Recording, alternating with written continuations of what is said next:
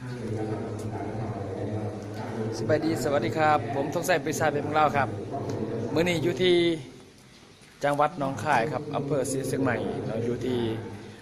โรงแรมอยู่ของประสุมพรหมลิขิตสวรรค์บันดาลมาจัดคอร์ส S3 ครับเปิดระบบโรงเรียนสอนธุรกิจให้พี่น้องชาวไทยและก็ชาวปปลาวโดยเฉพาะแม่นนครหลวงเวียงจันทน์เมืองเลยชัยบุรีมื้อนี้ถือว่ามีจากสปปลาวมาอบรมประมาณอยู่30กว่าคนเพื่อจะเตรียมพร้อมเปิดสาขาจอยคอยของบริษัทนครหลวงเวียงจันทน์ซึ่งนี้ได้ขับไปใช้เบิ่งบรรยากาศอ้อมรอบของรีสอร์ทหรือว่าโรงแรมเนาะที่อยู่ในปัจจุบันในสภาพการเมืองของประสุมที่ระบบโรงเรียน BP ASEAN Fantasy System เนี่ยได้เปิดสอนอยู่ข้างในว่าบรรยากาศคนหลายขนาดใดและก็ให้กันยอมรับให้แก่บุคคลทั้งประเทศไทยพี่น้องทั้งประเทศไทยพี่น้องทั้งสปปลาวต่างคนต่างเกินว่าหลายคนแต่จิตใจเดียวกันจิตใจเนี่ยนักธุรกิจอิสระเนาะสามารถสร้างธุรกิจได้ง่ายๆเพียงแต่ใส่ปลายมือสัมผัสโดยระบบของ Joy Corporation เนี่ยข้าพเจ้าจะให้ท่านเบิ่งบรรยากาศโดยรวมของเขตนี้นี่คือสวัสดีครับจัสมินครับสวัสดีครับสวัสดีครับครับเดี๋ยวไล่สดให้พี่น้องฟังจัสมินมื้อนี้มีหยังแนะนำบ่โอ้สุดยอดครับระบบโรงเรียนนี่มื้อนี้ครับทีมงานมากนะครับของผมมีอยู่2สายงานแต่ว่าสายงานผมอยู่ประมาณเกือบ30คนครับมา2สายงานประมาณ60คนสุดยอดเลยของระบบโรงเรียนกับแต่ก่อนนี่เมื่อยซุมื้อแค่ส่วนเขาเจ้านะครับเนาะมาเบิ่งรูปแบบมาเบิ่งระบบเปิดโอกาสให้คนที่เขาเจ้าบ่ฮู้จักไปเห็นแค่นั้นนะครับแต่ก่อนไปขายมันบ่ครับ10คนได้ขายอยู่2คนครับสถิติแต่ส่วนมาในระบบของเขาครับ10คนครับ10เปิดใจถึง8คนโอ้สุดยอดครับนี่คือความแตกต่างของระบบเรียนกับไปหาขายสินค้าธรรมดาครับนี่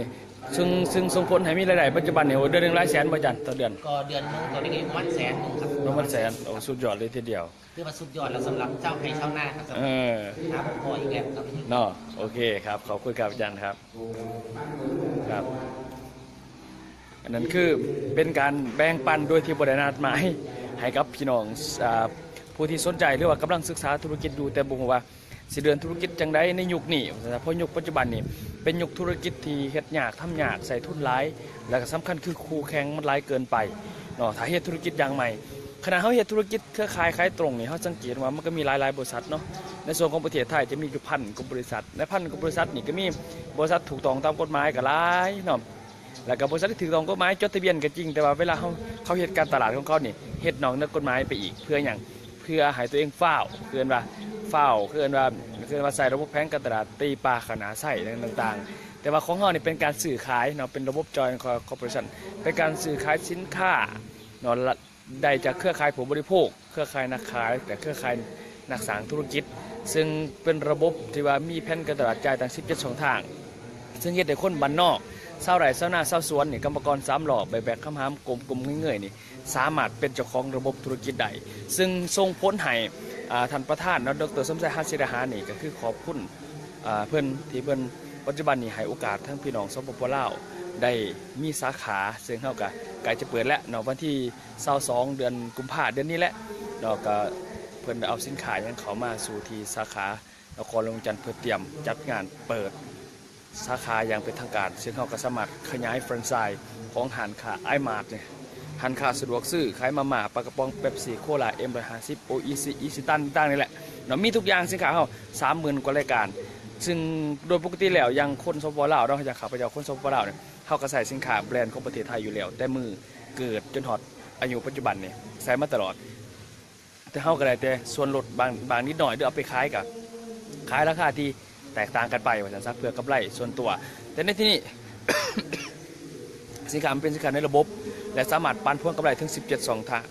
ด้วยระบบแฟรนไชส์หันขาหรือว่าเครือข่ายหันขานั่นเองซึ่งเป็นระบบเดียวซึ่งเฮ็ดให้ข้าพเจ้าปัจจุบันนี้เนาะเป็นนักธุรกิจเครือข่ายสากลสร้างธุรกิจเครือข่ายทั่วอาเซียน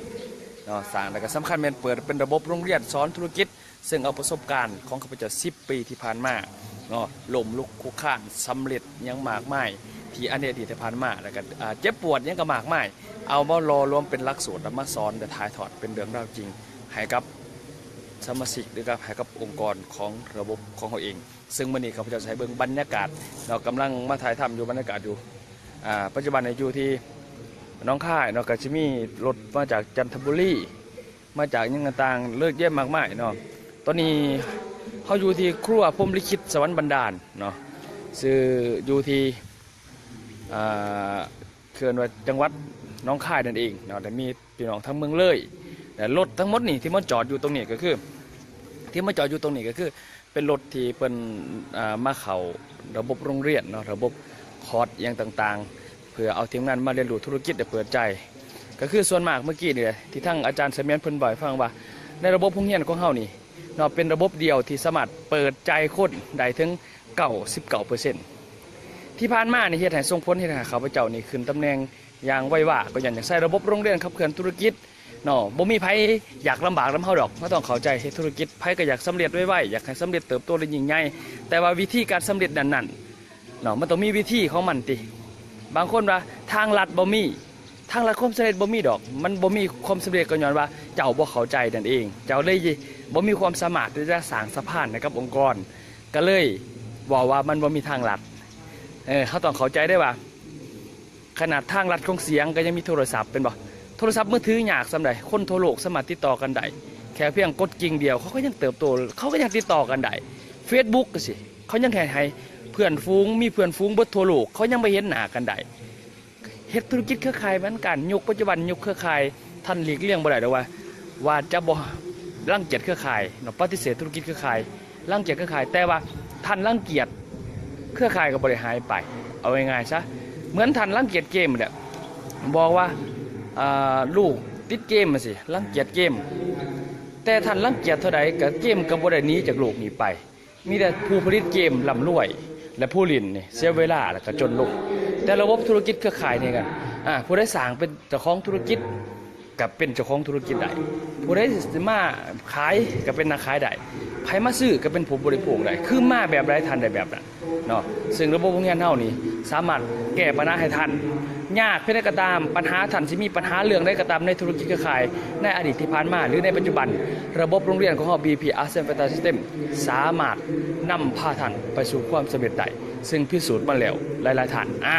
เดี๋ยวข้าพเจ้าสิพาท่านไปเบิ่งบรรยากาศข้างในห้องประชุมเนาะอยู่ที่พรหมลิขิตสวรรค์บันดาลว่าคนมารวมมื้อนี้เป็นงานไหลฟ์สดเลยว่าหลายขนาดใดเบิ่งบรรยากาศ